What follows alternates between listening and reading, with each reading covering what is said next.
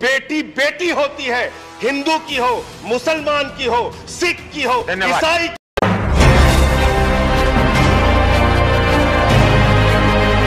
गाजी news channel, सबसे पहले देश और समाज की खबरें की हो, उसकी इज्जत के साथ खिलवाड़ मत कीजिए, गुंडागर्दी मत कीजिए।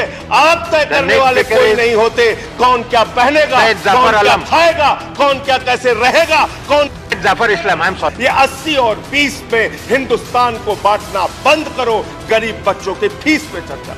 खाओ डिजिटल, गाओ डिजिटल, देश का बैंड बजाओ डिजिटल, रुपया डिजिटल, बैंक भी डिजिटल और सेना का टैंक भी डिजिटल।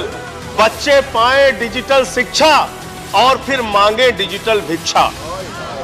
बच्चे पाए डिजिटल शिक्षा और फिर मांगे डिजिटल भिक्षा।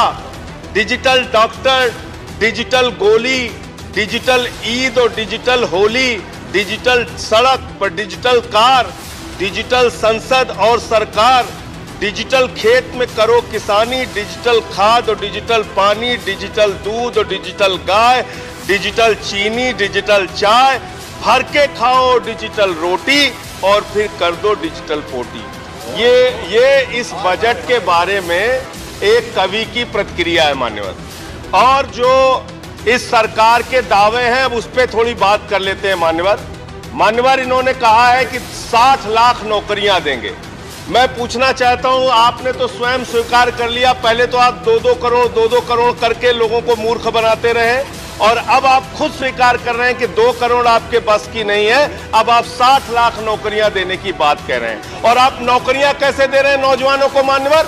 35,000 रेलवे भर्ती के लिए 1 करोड़ नौजवानों ने उसमें फॉर्म भरा और उसके बाद जब उसका परिणाम आता है उसमें घोटाला और गड़बड़ी की जाती है। जब वो नौजवान सड़क पर नौकरी मांगने के लिए निकलते हैं उनको लाठियों से पिटवाया जाता है प्रयागराज में, उनको पटना में लाठियों से पिटवाया जाता है, घर में घुस के लाठियों से पीट पीट के आप नौकरी दे रहे हैं, आंसू गैस के गोले छोड़ छोड़ के आप नौकरी दे रहे हैं। आप कर्मचारियों की बात इस बजट में कर लीजिए मान्यवर। जब कर्मचारियों की चर्चा होती है, पूरे देश के कर्मचारियों की एक ही मांग है, पुरानी पेंशन की बहाली की जाए, पुरानी पेंशन की बहाली की जाए। 40 दिन कोई सांसद और विधायक रह लेता है, पूरे जीवन भर उसको पेंशन मिलती है। 40 साल कोई कर्मचारी नौकरी करता है, उसकी पेंशन आपने खत्म कर दी। पेंशन तो छोड़िए, टैक्स के राहत की उम्मीद थी कर्मचारियों को, आपने इस बजट में वो भी नहीं दिया।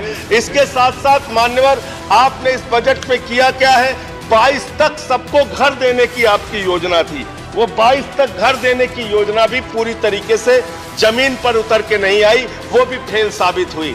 जब आपसे पूछा जाता है सरकार की उपलब्धि क्या है, सरकार की आमदनी क्या है, आप सीना ठोक के कहते हैं अरे हमने तो आमदनी बढ़ा दी, देश का एयरपोर्ट बेच दिया। फिर आपसे पूछा जाता है कुछ आमदनी बढ़ी क्या सरकार की, कहते हैं हाँ बिल्कुल बढ़ा दी, steel authority of India limited बेच दिया, कोल इंडिया बेच दिया, बीपीसीएल बेच दिया, LIC बेच दिया, बैंक बेच दिया, पोर्ट बेच दिया, सब कुछ बेचने का काम किया। ये आपका मेक इन इंडिया है, ये आपका डिजिटल इंडिया है। मान्यवर मैं खत्म कर रहा हूं मान्यवर, मैं मनरेगा की आप बड़ी पीठ थपथपाते हैं अपनी। मनरेगा की चर्चा बहुत होती है, मनरेगा का बजट आपने खत्म कर दिया, खाद की सब्सिडी आपने कम कर दी। इसका मतलब जो गरीबों को अन्न देने की योजना है वो भी योजना एकमात्र आपकी दिखावा है और मार्च के बाद गरीबों को अनाज हिंदुस्तान में मिलना बंद हो जाएगा।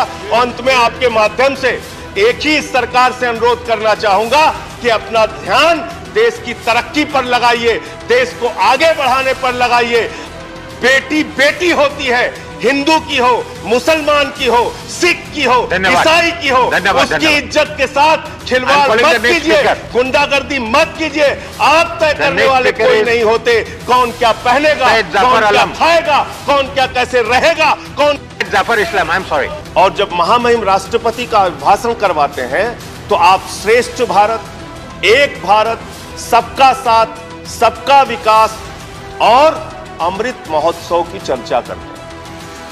मान्यवर मैं बड़ी विनम्रता पूर्वक आपके सामने सरकार से पूछना चाहता हूं, आप देश के महापुरुषों को याद कर रहे हैं, बहुत अच्छी बात है, याद कीजिए।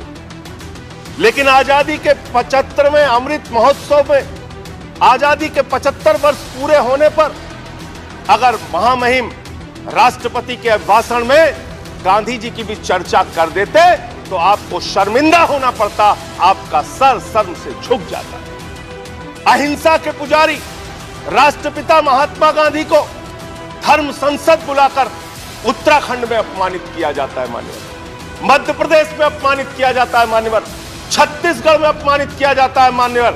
मैं कहना चाहता हूं, अगर यह सरकार गोडसे की विचारधारा पर चल रही है तो मुझे कुछ नहीं कहना, लेकिन अगर गांधी के प्रति जरा भी सम्मान है तो उन लोगों के खिलाफ मुकदमे दर्ज करके उनको जेल के सीखचों के पीछे डालना चाहिए। यह राष्ट्रद्रोह है मान्यवर। बापू का अपमान हो रहा है। दुनिया के किसी देश में चले जाइए, आप कहते हैं हम भारत से आए, लोग कहते हैं गांधी जी के देश से आए। उस महात्मा गांधी का अपमान इस देश में हो रहा है मान्यवर, आजादी के 75वें साल में, और सरकार खामोश, प्रधानमंत्री जी खामोश, कोई उसकी चर्चा नहीं करते, क्योंकि कहीं ना कहीं भारतीय जनता पार्टी जिस विचारधारा से आती है वो विचारधारा गोडसे को महिमा मंडित करने की विचारधारा है, गांधी के विपरीत काम करने वाली विचारधारा। दूसरी बात मान्यवर, सबका साथ सबका विकास का जिक्र किया गया। एक तरफ आप सबका साथ सबका विकास का जिक्र करते हैं, दूसरे तरफ आपके नेता उत्तर प्रदेश के मुख्यमंत्री कहते हैं, आदित्यनाथ जी भाषण देते हैं, यूपी का चुनाव 80 और 20 पर होगा, 80 और 20 पर होगा। ये 80 और 20 क्या है? मैं आपसे पूछना चाहता हूं बड़ी विनम्रता पूर्वक, वो कोरोना की महामारी में जो लाखों लोग मारे गए वो 80 में आते हैं कि 20 में आते हैं? वो किसान जो 1 साल तक सड़कों पर बैठा रहा, 750 किसान शहीद हो गए, वो 80 में आते हैं या 20 में आते हैं? वो खुशी दुबे उत्तर प्रदेश की बेटी जो 1.5 साल से जेल में सड़ रही है, वो प्रभात मिश्रा जिसका फर्जी इनकाउंटर हो गया, वो हाथरस की बेटी जिसको रात में 2 बजे जला दिया गया, वो नौजवान जो लाठियों से पीटे जाते हैं मान्यवर, वो 80 में आते हैं या 20 में आते हैं? ये 80 और 20 में हिंदुस्तान को बांटना बंद करो। गरीब बच्चों के फीस पे चर्चा करो, तरक्की पर चर्चा करो। आप किस ओर हिंदुस्तान को लेकर जाना चाहते हैं? क्या आप करना चाहते हैं?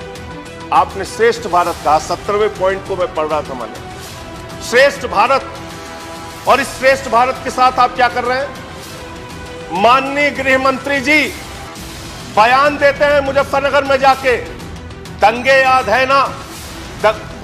आप 4 मिनट बोल चुके हैं मान्यवर, प्लीज। जिसके एक मेंबर है, जिसके एक मेंबर है, एज पर रूल्स जा रहा हूं, please as per rules, as per rules नहीं, मेरे साथ न्याय कीजिए। एज पर रूल्स मैंने आपका नाम लेट से आया, मैं आपको अवसर दे रहा हूं। अगर आप नहीं, अगर आप, मैं उस पर बहस नहीं करना चाहता, मैं रूल्स के अनुसार आपको मौका दे रहा हूं, नहीं तो मैं दूसरे किसी को आमंत्रित करूंगा। 2 मिनट में करें आपको ऑलरेडी 4 मिनट बोल चुके हैं, प्लीज। मान्यवर, मैं बड़ी विनम्रता पूर्वक आपसे कहना चाहता हूं, हमारे देश के गृह मंत्री इस भाषण में श्रेष्ठ भारत की बात कही गई। वो भारत श्रेष्ठ है, श्रेष्ठ था, श्रेष्ठ रहेगा, लेकिन उस श्रेष्ठ भारत को आप दिन रात पाकिस्तान से डराते हैं। बिहार का चुनाव होता है, पाकिस्तान से डराते हैं। यूपी का चुनाव होता है, पाकिस्तान से डराते हैं। पंजाब का चुनाव होता है, पाकिस्तान से डराते हैं। अरे पाकिस्तान से डराना बंद करो। हम 130 करोड़ हिंदुस्तानी हैं, हम किसी पाकिस्तान से नहीं डरते। अगर भाजपा के लोगों को डर लगता है तो चुनाव प्रचार में निकलना बंद कर दीजिए, लेकिन पाकिस्तान की चर्चा चुनाव में मत कीजिए। आपको हमारी न्यूज़ कैसी लगी आप हमें कमेंट करके ज़रूर बताइएगा। अगर आप गाजी न्यूज़ चैनल पे नहीं हुए तो हमारे चैनल को सब्सक्राइब ज़रूर कर लिएगा और बेल आइकन प्रेस करना बिल्कुल ना भूलिएगा, ताकि हमारी लेटेस्ट वीडियो आप तक पहुंचे। और अगर वीडियो अच्छी लगी हो तो लाइक ज़रूर करिएगा।